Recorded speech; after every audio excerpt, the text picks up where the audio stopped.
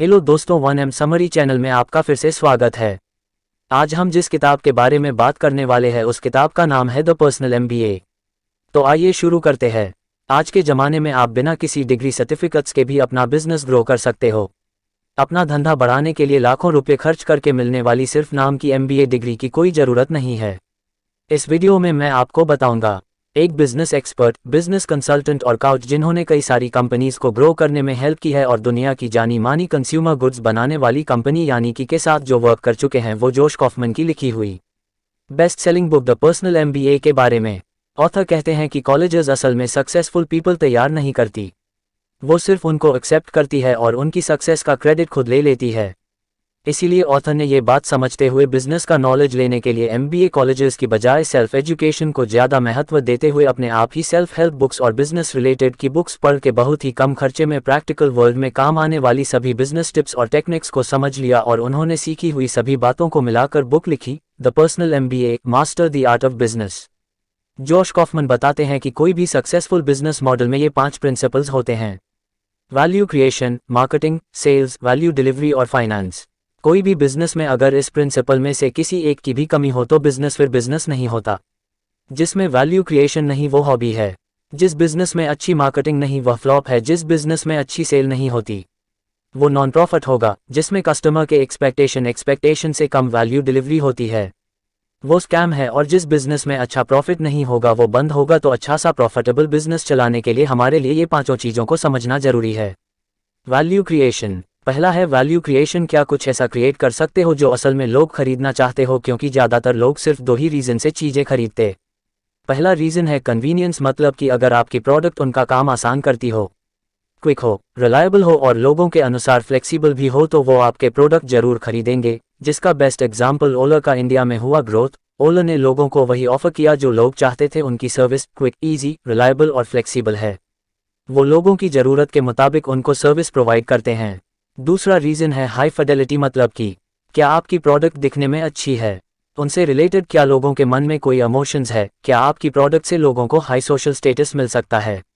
अगर हाँ तो वो आपकी प्रोडक्ट जरूर खरीदेंगे। जिसका बेस्ट एग्जाम्पल एप्पल का इकोसिस्टम। हालांकि इंडिया में लोग हाई फिडेलिटी से ज़्यादा कन्वीनियंस के कारण ही चीज़ें खरीदते, लेकिन ऑल ओवर वर्ल्ड की बात करें तो लोगों के पास ये 2 ही रीज़न होते हैं चीज़ें खरीदने के। तो ये पहला पॉइंट बहुत ही महत्वपूर्ण है कि आपकी प्रोडक्ट कुछ ना कुछ वैल्यू क्रिएट करती हो जिसकी लोगों को ज़रूरत हो, क्योंकि बहुत ही गर्मी में डेजर्ट में दरअसल आदमी आपकी 20 रुपये वाली पानी की बोतल के 500 रुपये देने को भी तैयार होगा, क्योंकि उसको उनकी ज़रूरत है। मार्केटिंग। सेकंड है मार्केटिंग। क्या आपका बिजनेस मार्केटिंग से लोगों का अटेंशन पा सकता है। जब एप्पल ने उनका पहला आईपॉड लॉन्च किया तो उन्होंने कहा कि ये कोई डिवाइस नहीं है, ये आपके पॉकेट में रहने वाला 1000 सॉन्ग्स का कलेक्शन है, और वो लोगों को बहुत ही अट्रैक्टिव लगा था। मार्केटिंग का काम ही है कि रिमार्केबल को अनएक्सपेक्टेड मसाज से लोगों का अटेंशन पाना। सिर्फ गोल्डन बताते हैं कि आप कार में कहीं जा रहे हो और वहां ब्राउन काऊ से भरा खेत दिखने को मिले तो वो आपको नॉर्मल लगेगा और शायद आप उसके ऊपर ध्यान भी नहीं देंगे, लेकिन वही खेत पर्पल काऊ से भरा हो तो वहां पे आपका ध्यान जरूर जाएगा और आप उसको नोटिस करेंगे। मार्केटिंग रिमार्केबल और अनएक्सपेक्टेड होना चाहिए, जो एनर्जी ड्रिंक्स की एडवर्टाइजमेंट में दिखता है।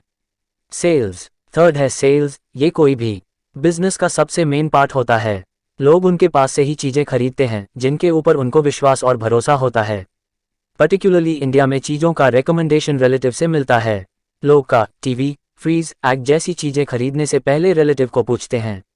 यूट्यूब, अमेज़ॉन और फ्लिपकार्ट पर रिव्यू देखते हैं, मतलब कि वो सोशल प्रूफ चाहते हैं कि ये प्रोडक्ट अच्छी है, और सोशल प्रूफ ट्रस्ट से ही जेनरेट होता है। तो आपकी प्रोडक्ट की सेल्स बढ़ाने के लिए आपको लोगों को विश्वास दिलाना होगा कि आप उनकी केयर करते हो। आप उनको भरोसा दिलाना होगा कि आपकी प्रोडक्ट उनका काम आसान कर सकती है, तभी वो उसे खरीदेंगे। Value delivery. फोर्थ पॉइंट है वैल्यू डिलीवरी, मतलब कि आप अपने कस्टमर्स को उन्होंने जो सोचा है उससे ज़्यादा वैल्यू डिलीवरी कर दोगे तो वह खुद ही आपके एडवर्टाइज़र बन जाएंगे, वह खुद ही आपके बिजनेस के मार्केटर बन जाएंगे।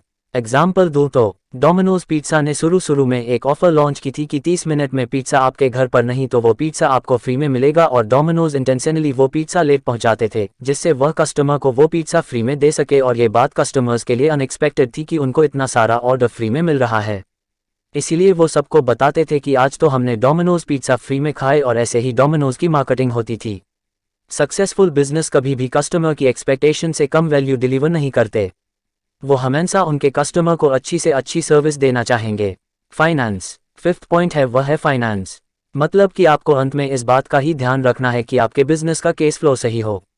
पैसे आने का फ्लो पैसे जाने के फ्लो से हमेशा ज़्यादा होना चाहिए, तभी आपका बिजनेस ग्रो कर सकेगा। तो ये एक सक्सेसफुल बिजनेस शुरू करने के 5 प्रिंसिपल्स थे जो मैंने जोश कॉफमन की बुक्स की द पर्सनल एमबीए में से बताए हैं। ये बुक बिजनेस नॉलेज का भंडार है।